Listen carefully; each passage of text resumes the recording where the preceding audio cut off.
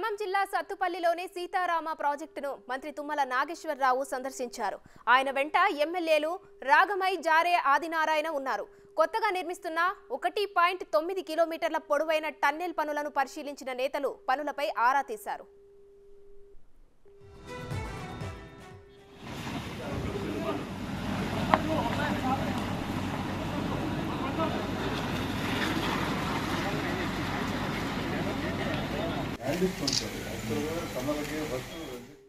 అనంతరం ఇరిగేషన్ శాఖ అధికారులతో సమీక్షా సమావేశం నిర్వహించారు.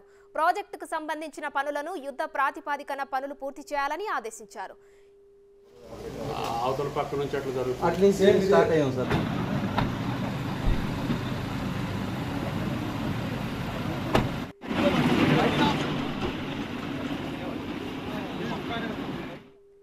యాతలకుంట టన్నెల్ పూర్తి అయితే బేత్తుపల్లి లంకాసాగర్ కు నీళ్లు అందుతాయని వెల్లడించారు. ఆర్థిక మంత్రి ఉప ముఖ్యమంత్రి భట్టి విక్రమార్కకి ఫోన్ చేసి 70 కోట్ల బకాయిలను వెంటనే విడుదల చేయాలని నేతలు కోరారు. సీతారామ ప్రాజెక్టు పూర్తి చేసి ఉభయ జిల్లాలను సస్యశ్యామలం చేయాలన్నదే తన చిరకాల వాంఛని తుమ్మల వ్యాఖ్యానించారు.